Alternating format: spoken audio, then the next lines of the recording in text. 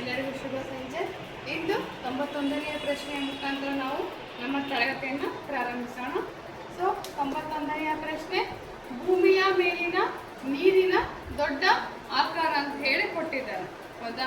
ಭೂಮಿಯ ಮೇಲಿನ ನೀರಿನ ದೊಡ್ಡ ಆಕಾರ ಯಾವುದು? ಆಪ್ಷನ್ ಎ ಸಮುದ್ರ, ಆಪ್ಷನ್ ಬಿ ಬಾವಿ, ಆಪ್ಷನ್ ಸಿ ಸರೋವರ, ಆಪ್ಷನ್ ಡಿ ನದಿ. ಯಾವುದು ಭೂಮಿ ಮೇಲೆ ದೊಡ್ಡದಾಗಿರ್ತಕ್ಕಂಥ ಆಕಾರ ಯಾವ್ದಿರ್ಬೋದು? ಆಪ್ಷನ್ ಎ ಸಮುದ್ರ.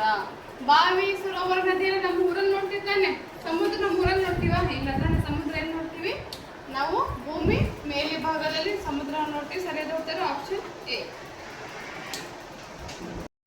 92ನೇ ಪ್ರಶ್ನೆ, ನಮ್ಮ ಮೆಟ್ರೋ ಡ್ಯಾಶ್ ನಗರದಲ್ಲಿದೆ? ಮಂಗಳೂರು, ಬೆಂಗಳೂರು, ಬೆಳಗಾವಿ, ಹುಬ್ಬಳ್ಳಿ. ಯಾವುದು ನಮ್ಮ ಮೆಟ್ರೋ? ಮೆಟ್ರೋ ಟ್ರೈನ್ ಎಲ್ಲಿ ನೋಡ್ತೀರಾ ನೀವು? ಆಪ್ಷನ್ ಬಿ ಬೆಂಗಳೂರು ಸರಿಯಾದ.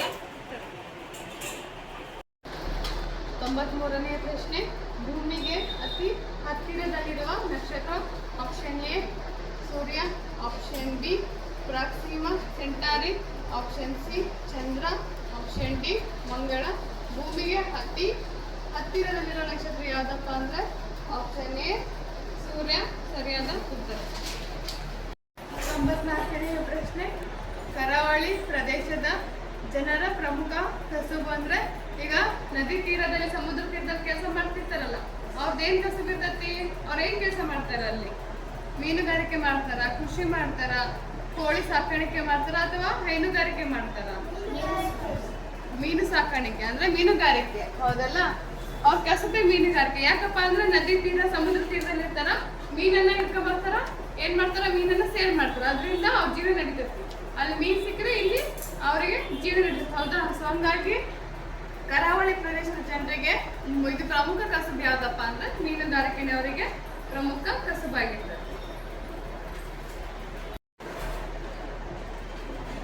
95ನೇ ಪ್ರಶ್ನೆ, ನಾವು ದಿನನಿತ್ಯ ನಮ್ಮ ಅವಶ್ಯಕತೆಗಳಿಗಾಗಿ ಒಂದಲ್ಲ ಒಂದು ಚಟುವಟಿಕೆಯಲ್ಲಿ ತೊಡಗಿರುತ್ತೇವೆ.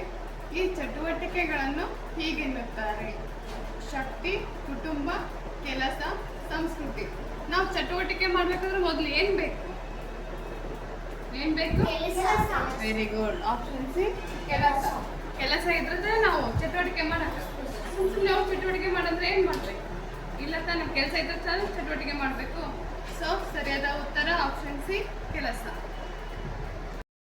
96ನೇ ಪ್ರಶ್ನೆ, ಈ ಕೆಳಗಿನವುಗಳಲ್ಲಿ ನವೀಕರಿಸಲಾಗದ ಸಂಪನ್ಮೂಲ ವಾಯು, ಮಣ್ಣು, ಕಾಡು ಮತ್ತೆ ಕಲ್ಲಿದ್ದಲು.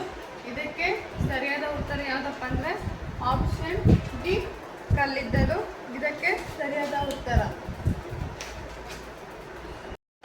97ನೇ ಪ್ರಶ್ನೆ, ದಟ್ಟ ಅರಣ್ಯಗಳಲ್ಲಿ ಮತ್ತು ಗುಡ್ಡಗಾಡು ಪ್ರದೇಶಗಳಲ್ಲಿ ತಮ್ಮದೇ ಆದ ಭಾಷೆ, ಉಡುಗೆ ಹಾಗೂ ಸಂಪ್ರದಾಯದೊಂದಿಗೆ ವಾಸಿಸುವ ಕುಟುಂಬಗಳ ಗುಂಪನ್ನು ಹೀಗೆನ್ನುವರು?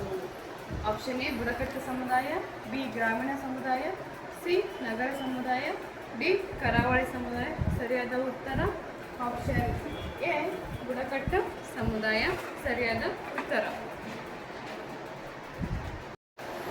98ನೇ ಪ್ರಶ್ನೆ, ಭಾರತಕ್ಕೆ ಸ್ವಾತಂತ್ರ್ಯ ದೊರೆತ ವರ್ಷ ಯಾವುದು?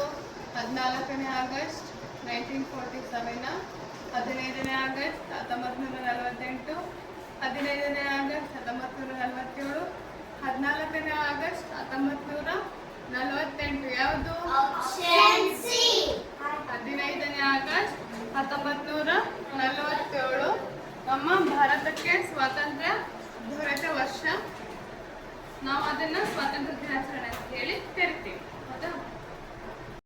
99ನೇ ಪ್ರಶ್ನೆ, ಸಮುದ್ರದ ಅಂಚಿಗೆ ಬಾಚಿಕೊಂಡಿರುವ ತಗ್ಗಾದ ಭೂಪ್ರದೇಶವನ್ನು ಹೀಗೆನ್ನುವರು?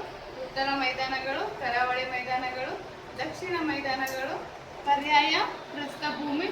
ಇದಕ್ಕೆ ಸರಿಯಾದ ಉತ್ತರ ಆಪ್ಷನ್ ಬಿ ಕರಾವಳಿ ಮೈದಾನಗಳು. 100ನೇ ಪ್ರಶ್ನೆ, ಭೂ ಮೇಲ್ಮೈನ ಒಟ್ಟು ವಿಸ್ತೀರ್ಣ ಎ 510 ಮಿಲಿಯನ್ ಚದರ ಕಿಲೋಮೀಟರ್, 610 ಮಿಲಿಯನ್ ಚದರ ಕಿಲೋಮೀಟರ್, 710 ಮಿಲಿಯನ್ ಚದರ ಕಿಲೋಮೀಟರ್, 810 ಮಿಲಿಯನ್ ಚದರ ಕಿಲೋಮೀಟರ್. ಇದಕ್ಕೆ ಸರಿಯಾದ ಉತ್ತರ ಯಾವ್ದಪ್ಪ ಅಂದ್ರೆ ಆಪ್ಷನ್ ಎ 510 ಮಿಲಿಯನ್ ಚದರ ಕಿಲೋಮೀಟರ್. ಆಪ್ಷನ್ ಎ ಯಾವುದು? 510 ಮಿಲಿಯನ್ ಚದರ